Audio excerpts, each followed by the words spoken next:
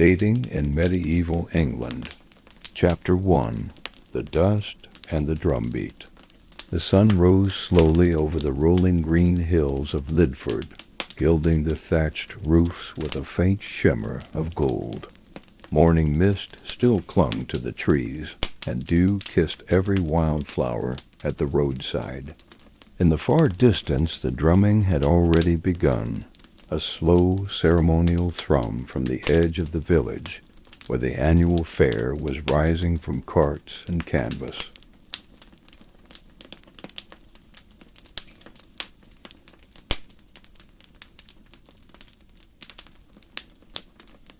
Thomas stood in the dusty yard behind his uncle's leather shop, a length of tanned cowhide draped over one shoulder and a small wooden knife tucked into his belt. He was already sweating, not from labor, but from the anticipation that came once a year with the midsummer fair. It wasn't the drinking or the games that excited him most. It was the hope that, among the swirling crowd of merchants, pilgrims, jugglers, and musicians, he might meet a girl whose eyes stayed longer than a heartbeat.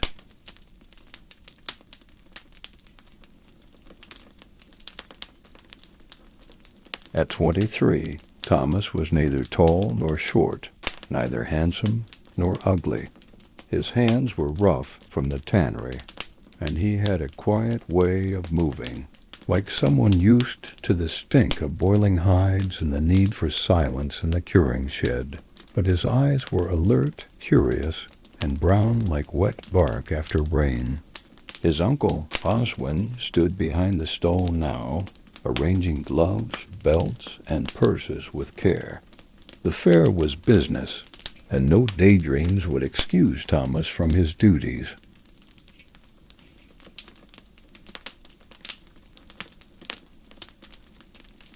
"Are you listening, boy?" Oswin growled. "That one's to sell for no less than 2 pence, sheepskin, fine stitching." Thomas nodded, accepting the rhythm of the day. Work, smile, nod, count the change. But still, his gaze drifted toward the crowd, the tents, and the chance that somewhere out there life might shift, even just a little.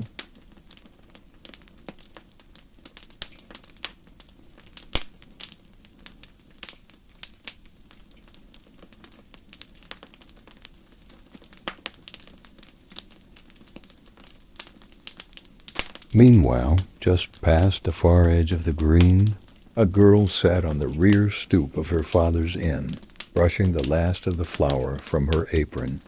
Alice, barely 18, daughter of Will the innkeeper, was not permitted to wander the fair unsupervised. Her father said the world was no place for a girl with too much reading in her head, but he was drunk by noon most days, and her older brother had gone off to war. There was no one left to argue when she stepped into the sunshine.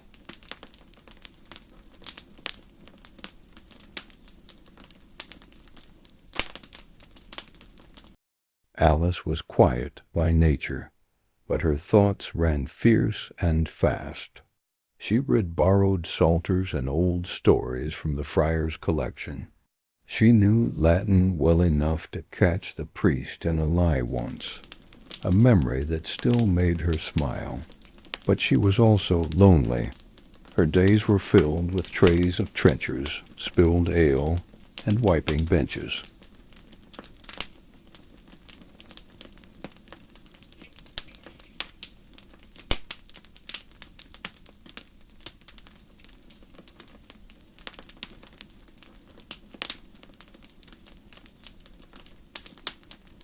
The fair was the one day each year where strangers came, where people's voices filled the streets, where she didn't feel like a shadow in her own life.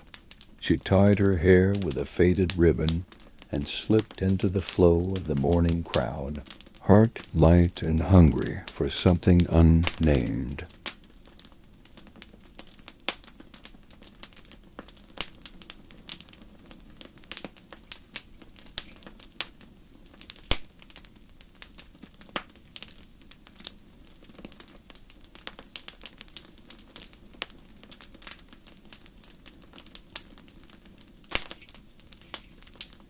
The fair smelled of cinnamon, horse sweat, and roasting goose. A juggler balanced knives beside a cart of dried apples. A friar shouted blessings while selling charms. A dwarf in a crimson cap walked a trained goose on a leash. Somewhere music rose from a hurdy-gurdy, lopsided and sweet. Thomas stood behind his stall, calling out prices, half his attention on the crowd. That's when he saw her.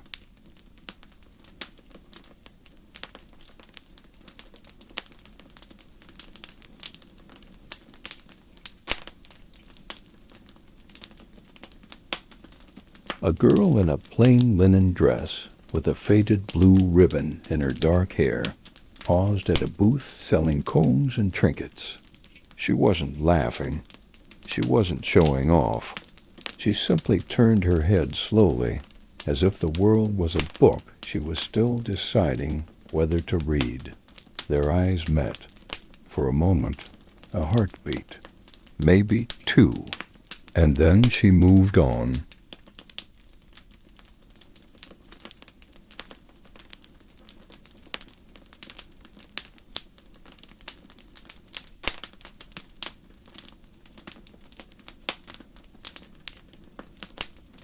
But that was enough. Thomas barely noticed the coin he dropped or the glove he mispriced. For the rest of the day he searched for her in every corner of the fair, and Alice, walking through the maze of tents and banners, told herself she wasn't looking for him either, that boy with the leather apron and those strange, soft eyes.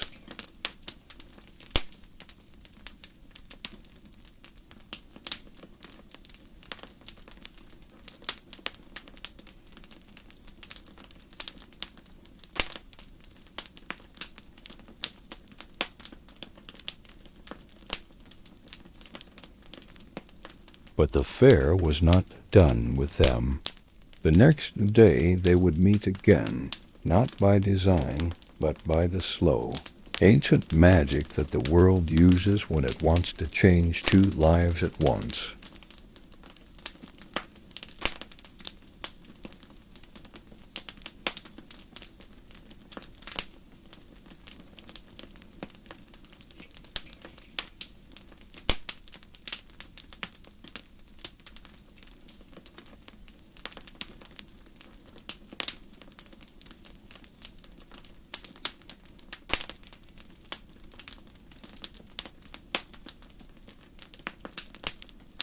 Chapter 2.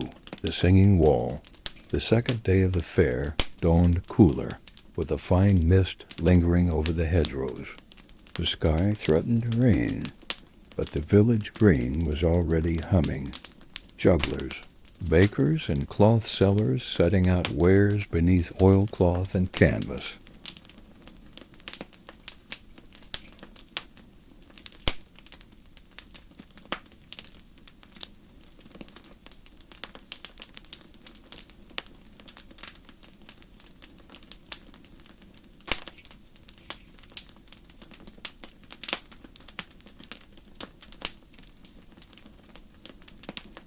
Thomas had hoped the rhythm of work would dull his thoughts, but it hadn't. He had dreamt of her, the girl with the blue ribbon, and now every face in the crowd seemed to blur past him, unimportant. She had changed something, not by speaking, not by smiling, but merely by being. And now he wanted more. By midday, his uncle Oswin had begun grumbling about Thomas's longer-than-usual silences.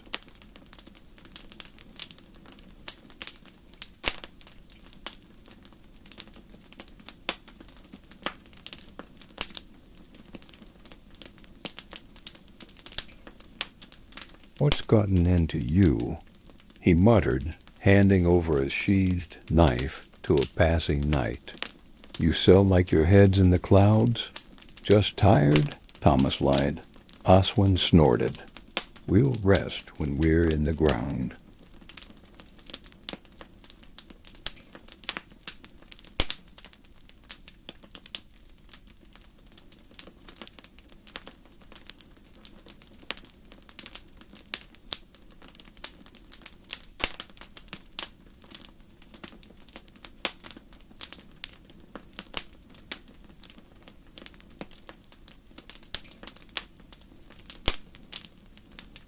By late afternoon, Thomas could no longer pretend.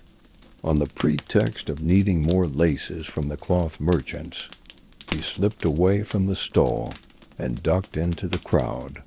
He didn't know where he was going, only that his feet moved toward the church at the top of the hill, St. Leonard's, with its gray stone walls and crooked bell tower.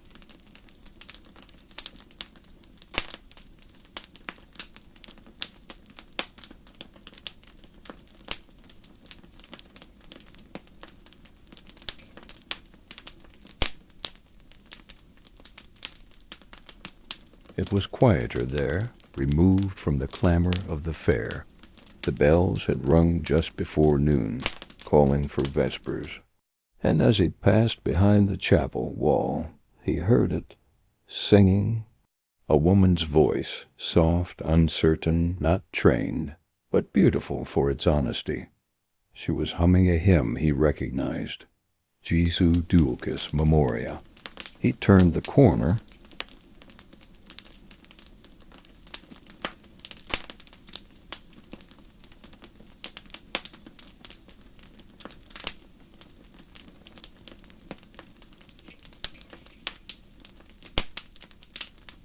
and there she was.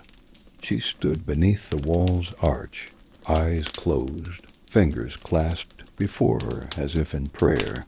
But her mouth moved not for piety, but for melody, a private, shy song, as if meant only for the sky above her.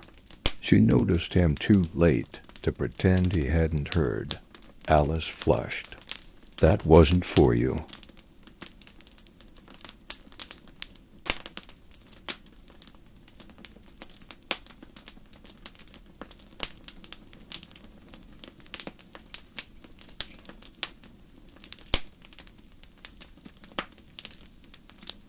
Thomas held his hands up. Then I thanked the saints for my sin. She blinked, then smiled despite herself, a quick, nervous gesture. You're the leather worker, she said. He nodded. And you're the girl with the ribbon. Alice glanced down as if surprised to find it still tied in her hair. I'm Alice, she said, brushing a loose strand behind her ear. Thomas, he replied.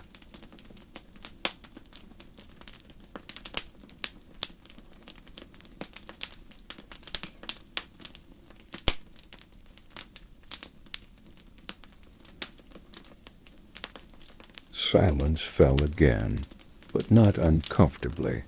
The church bells were still now, the fair distant. Only birdsong filled the space between them. What brings you here? She asked. At last, ... He hesitated. Truth? She nodded, ... I hoped you'd come. She looked at him then, really looked, and her reply came not in words, but in her gaze, steady, measuring, almost like a challenge. And then, softer. Then perhaps I'm not sorry I did.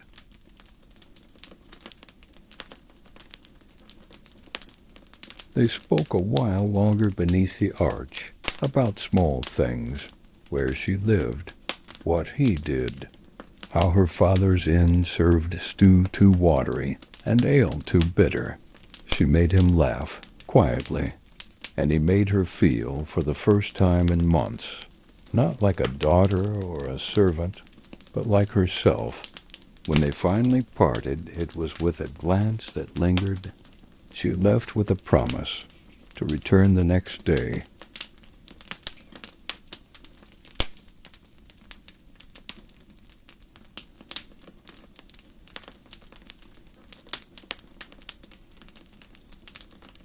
And Thomas, returning to his uncle's stall, no longer cared what he sold or to whom. He had found something richer than corn, a moment, a name, and a reason to wait for tomorrow.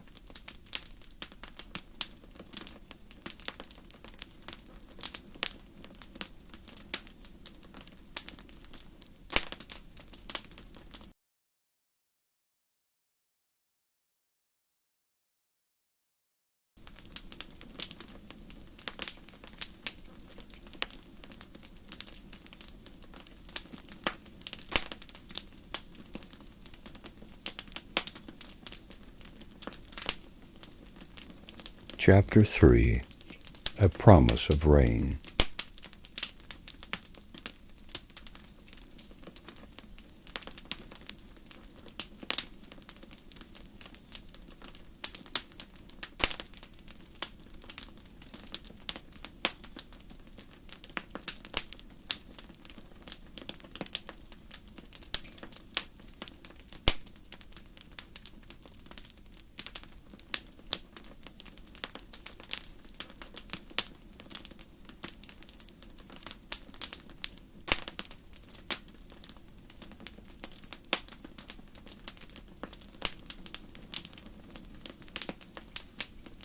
The next morning came with low gray clouds and a wind that carried the scent of wet grass and chimney smoke. It was one of those English days where the sky seemed heavy with secrets, and the earth waited patiently to hear them. Thomas rose early, not from duty, but from anticipation. He didn't wait for Oswin's grumbled commands. He was out the door before the cock crowed a second time, cheeks freshly scraped, hair still damp from the stream behind the tannery.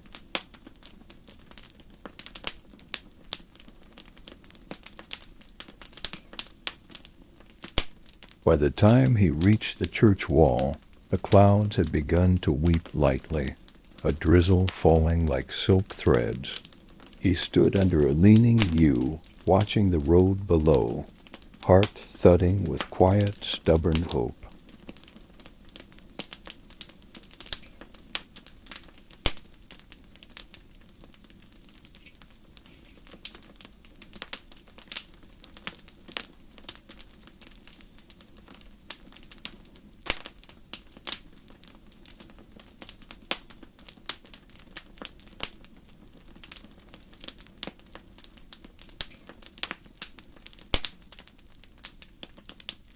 And then she came, not through the fair, but down the narrow path from the village.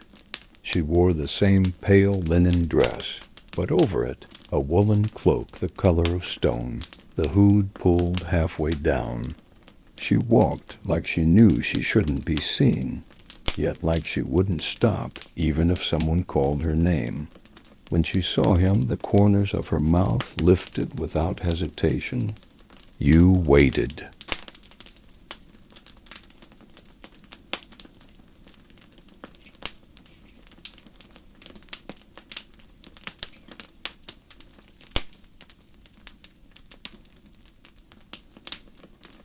I'd have waited through rain or fire, he said.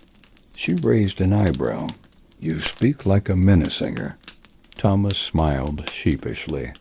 I only know one song. It's yours. That startled her, not in fear, but in that vulnerable, honest way that made her look down and pick at her sleeve. He didn't press further.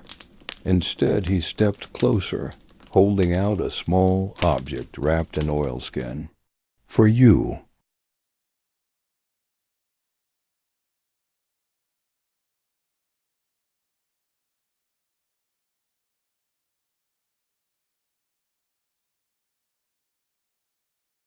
Alice hesitated, then took it.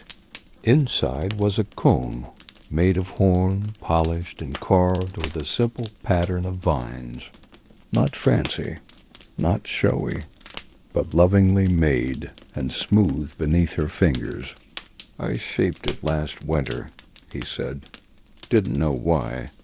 Now I do. Alice turned it over in her hands, then met his gaze. Thank you. They sat side by side on the low stone edge behind the chapel, legs just barely touching, rain misting their shoulders. The village buzzed below, but up here time slowed. She asked about his trade, how hides were soaked in oak bark and lime, how hands stank for days, how no one respected a tanner until they needed boots that lasted. He told her about the tools, the way the grain of leather changed with each beast, and how he secretly liked the quiet of the curing shed. She listened. She asked questions. She smiled more often now, though never for show, only when something true slipped through.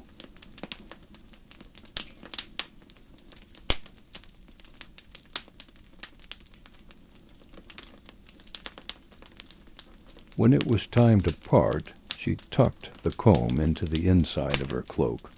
"I won't be allowed out tomorrow," she said.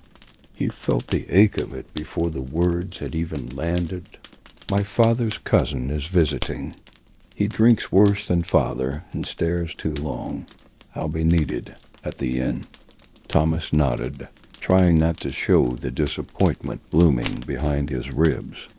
"I understand."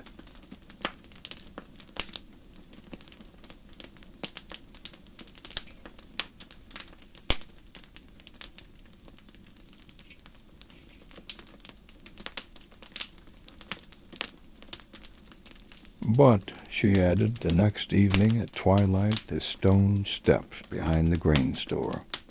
He looked up sharply. "I'll be there." And then she was gone, swallowed by the damp road and the low hiss of rain.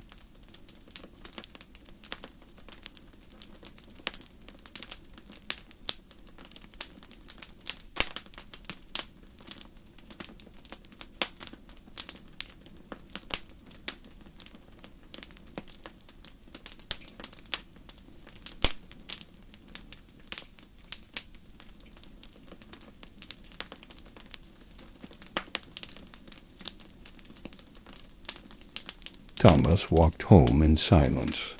The village seemed duller now, but it didn't matter.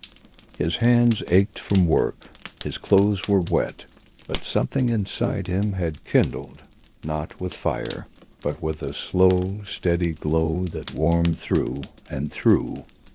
He didn't know what came next. He didn't know how one courted a girl like her, thoughtful, sharp, not easily charmed.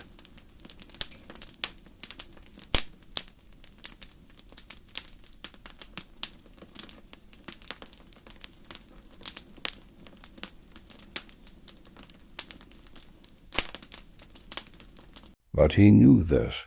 He wanted to try, even if it meant sneaking out after nightfall, even if it meant risking her father's wrath, even if it meant waiting another lifetime. She had taken the comb, but that was enough.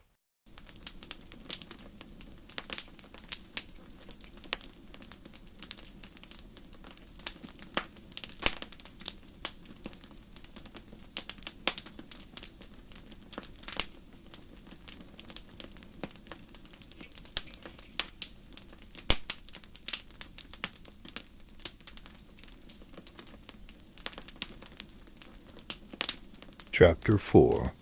Behind the Grain Store.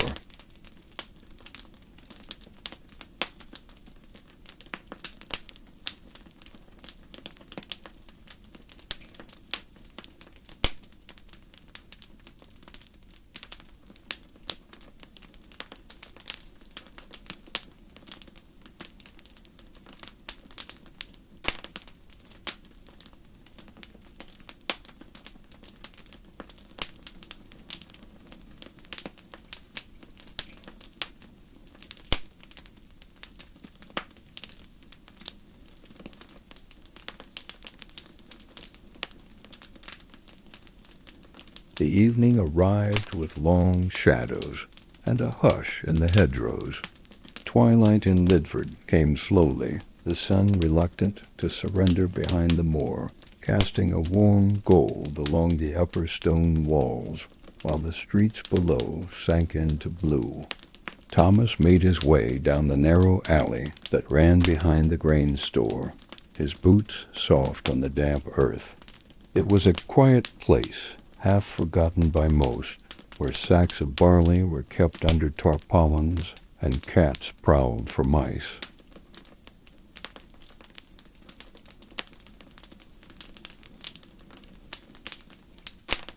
He arrived early, as always, and waited with his back to the wall, arms folded, heartbeat steady, but quick.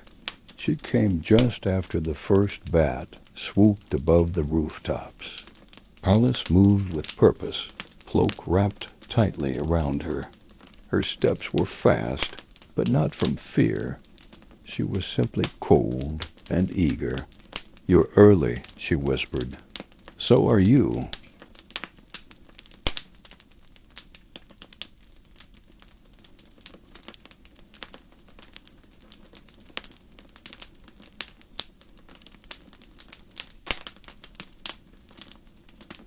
Hay smiled, and she sat beside him on the stone ledge that ringed the grain house. This close, in the blue hour light, Thomas could see the line of freckles across her cheekbones. She smelled of wood smoke and soap. "I didn't think you'd come," he said quietly. "My cousin is passed out in a hayloft," she replied, voice dry, "and my father hasn't noticed I'm gone.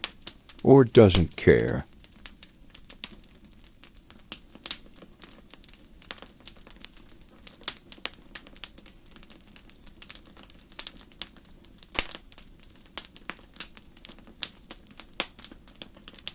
Thomas looked at her then, truly looked, and saw the steel behind her gentleness.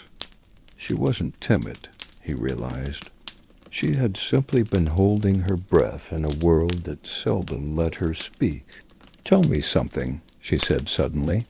"What sort of something?" "Something about you. Something no one knows."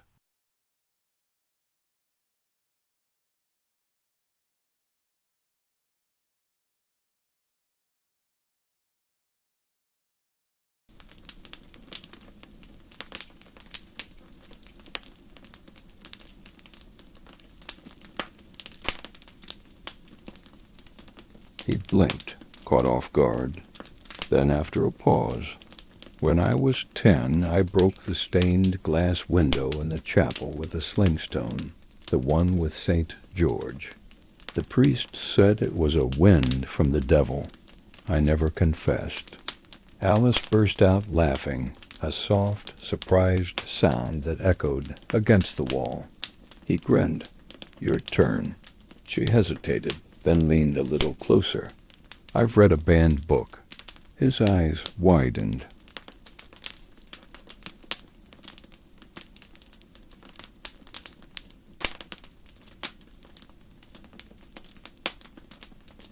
She nodded, eyes glinting. "It belonged to a traveling scholar. He stayed at the inn when I was 15.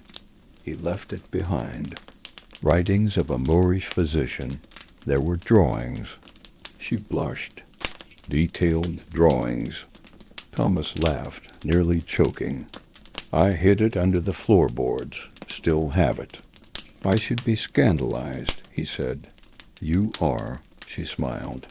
They sat together, knees brushing, the silence between them comfortable. Now, no games. No pretense.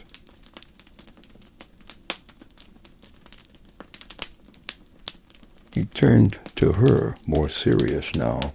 "Do you want to be married off?" "Not by my father," she said. "He'd sell me to the highest bidder if he thought it'd earn him another barrel of ale." "And if it were your choice?" She looked down at her hands. "I'd want it slow, steady, someone who listens. Someone who doesn't just want my dowry or my womb."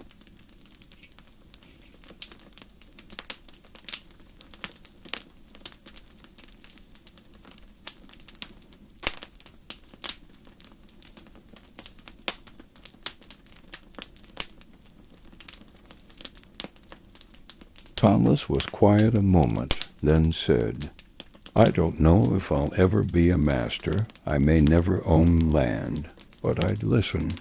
She met his gaze. "You already do."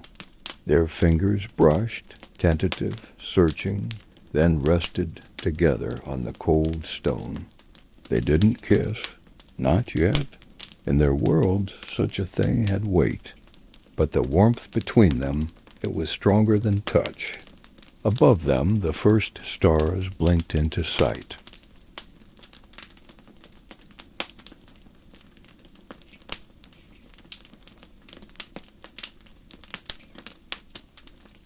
The weeks that followed passed like a whispered song.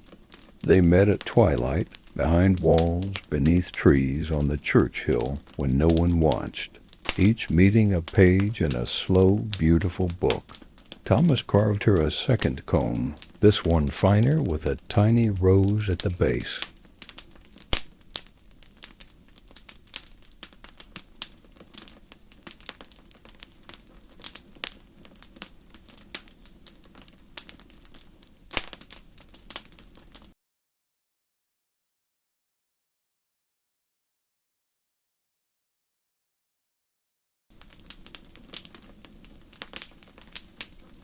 Alice brought him scraps of parchment, notes copied from her hidden book. She taught him words in Latin and laughed when he mispronounced them, and though they never spoke it aloud, the shape of their future began to form like a house half dreamed. But the world was watching, and soon someone else would notice.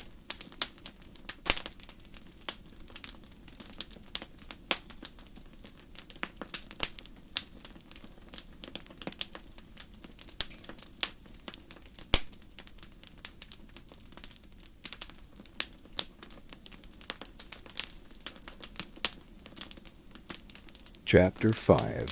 Eyes in the Dark.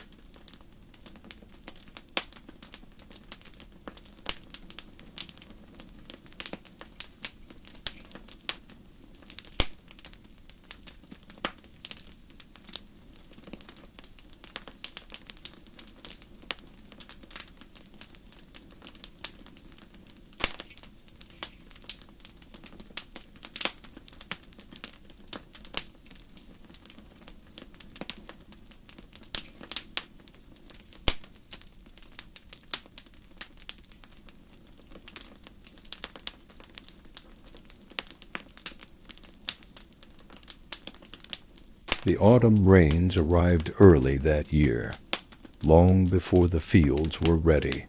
Water ran down the cobbled lanes like silver ribbons, and the hearths of Lidford never went cold. Smoke curled from every rooftop, and the air was thick with damp wool and the sharp tang of peat. Thomas and Alice continued to meet, always in secret, always with the quiet urgency of something precious and fragile. Their stolen hours were small pockets of warmth in a world that had little mercy for quiet love.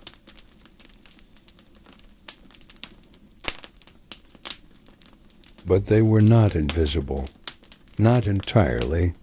It began with a whisper. Old Meg, who kept a stall of onions and beeswax, told Oswin that his nephew had been seen lurking in odd corners. Then the cooper's apprentice made a joke about the innkeeper's clever daughter that ended with a cracked lip from Thomas's fist. And still he met her, always at dusk, always beneath the edge of sight, until one night someone followed them.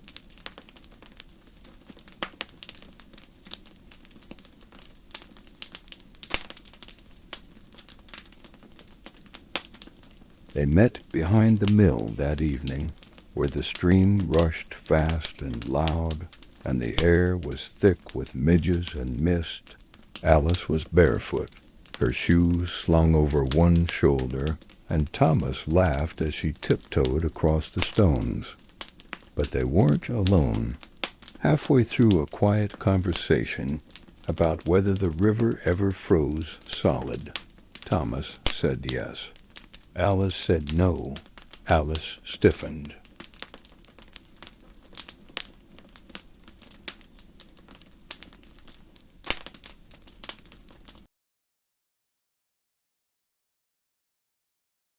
She heard at first the snap of a twig. Then a shape moved behind the trees.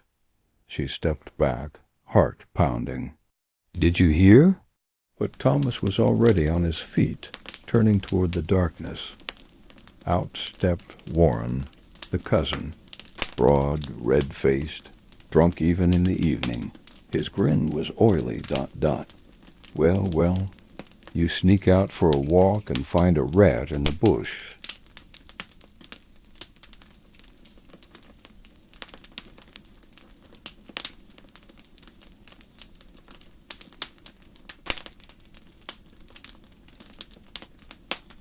Alice's face turned pale.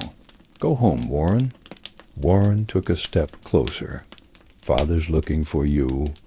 And your friend here, does he know what kind of girl he's playing with? Thomas stepped between them, fists clenched, dot, dot. Warren sneered. You think you're clever, leather boy? Think the innkeeper'll let you take what isn't yours?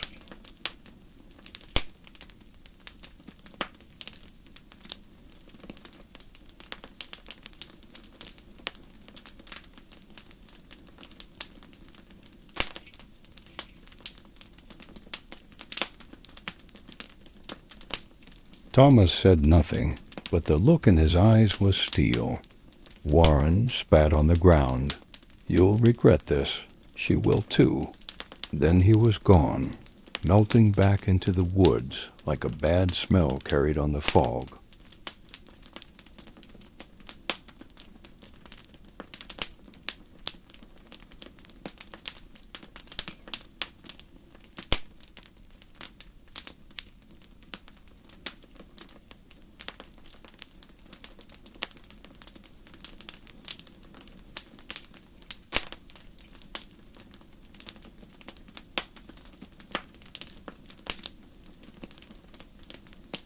They stood in silence for a long time. Finally, Alice whispered, He'll tell my father. Thomas nodded. I should have been more careful, she said. No, he replied. We should have had the right, to be honest. She looked at him, then, eyes wide, wet with more than mist. What do we do?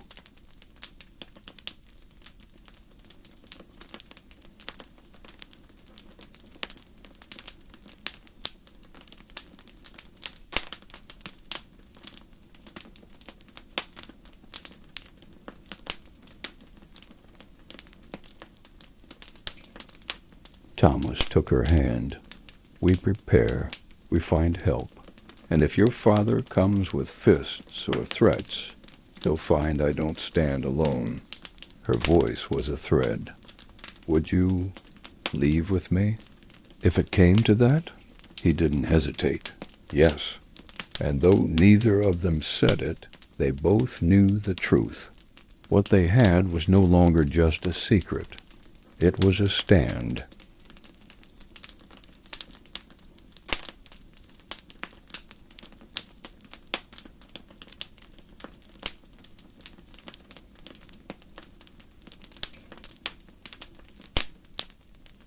That night, Thomas spoke to Oswin, and to his surprise the old man listened. You love her? The tanner asked gruffly. Thomas nodded. Then act like it, Oswin said. Not with hiding. With a roof, a table, a trade to show her father you're no fool.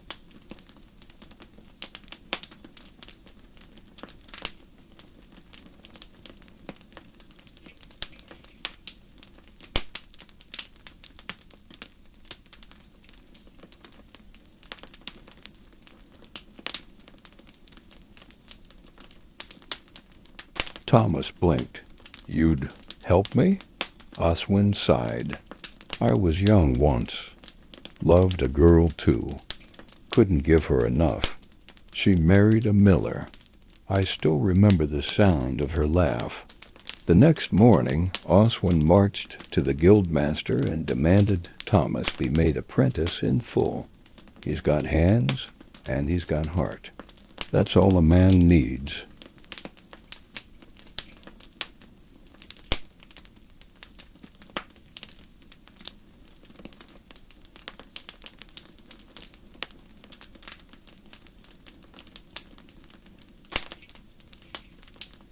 But not all battles are won with leather and honesty. At the inn, Warren had already poisoned the well. Alice's father, red-faced and shaking, barred her from leaving the house. The combs were burned, the books were taken, and the door was locked.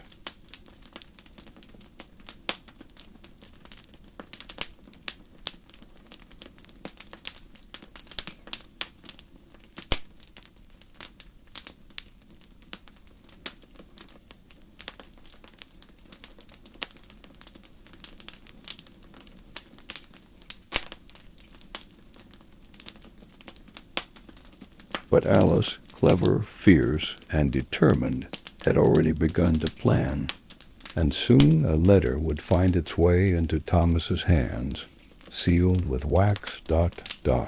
folded with care, and inside a single line in her tidy hand: "If you love me, meet me where the river meets the moor at dusk."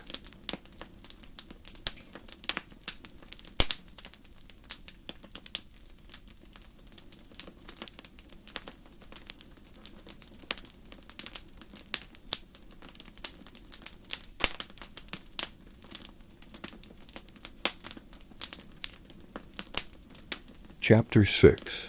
Where the River Meets the Moor. The sky was heavy with rain. The evening Thomas left the village. He carried little: a satchel with dried meat, a carving knife, a pouch of coin Oswin had pressed into his hand.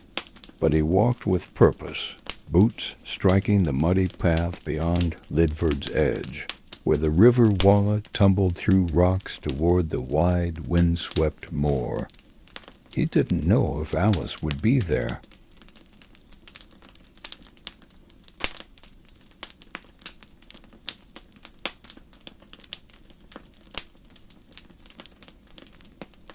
Didn't know if her father had torn the letter before she could send it. If she'd been caught, or worse, married off to someone cruel, with calloused hands and no interest in her soul. But he went anyway, because love, true love, didn't wait for permission. And just as the sun kissed the moor's edge, all fire and bruised lavender, he saw her.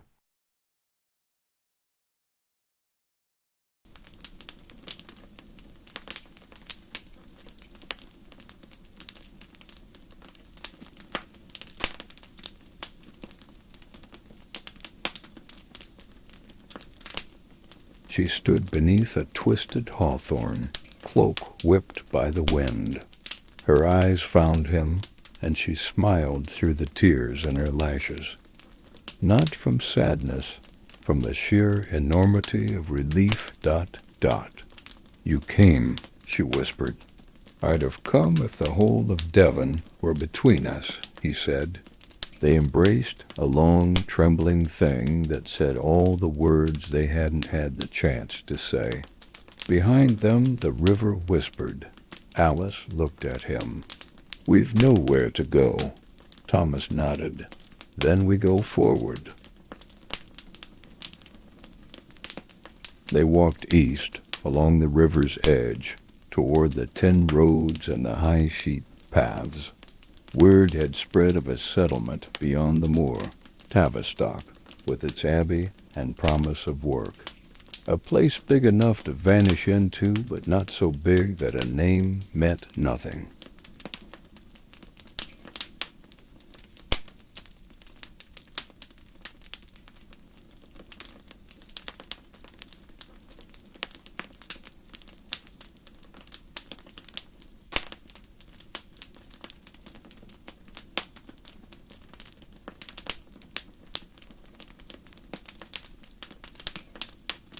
Along the way they traded stories for food, labor for lodging.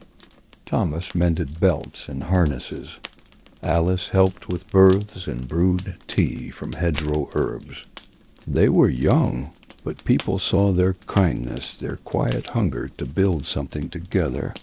And slowly, like spring pushing through the frost, a life began.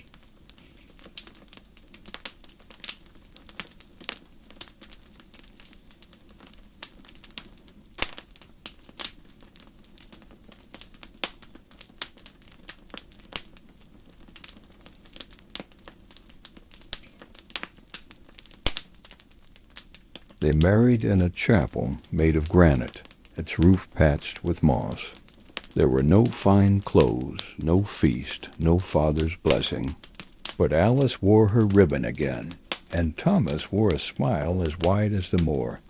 The priest gave them a Bible, a loaf of bread, and a prayer. Years passed.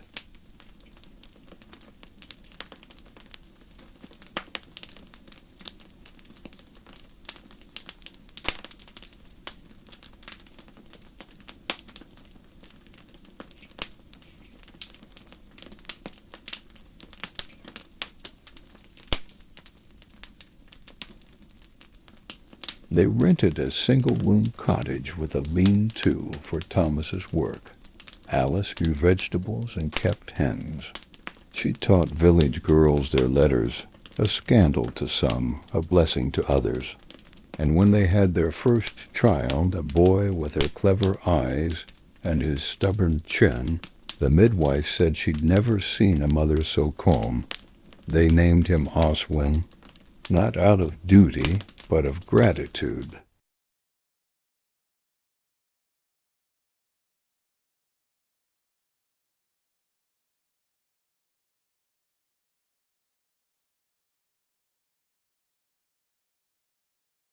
Many winters later, when Thomas's hair had begun to gray and Alice's hands had grown thin, they still met by the river sometimes.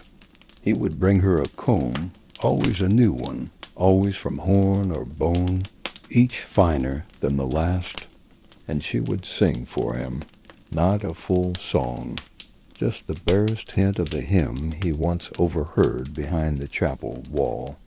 They never returned to Lidford.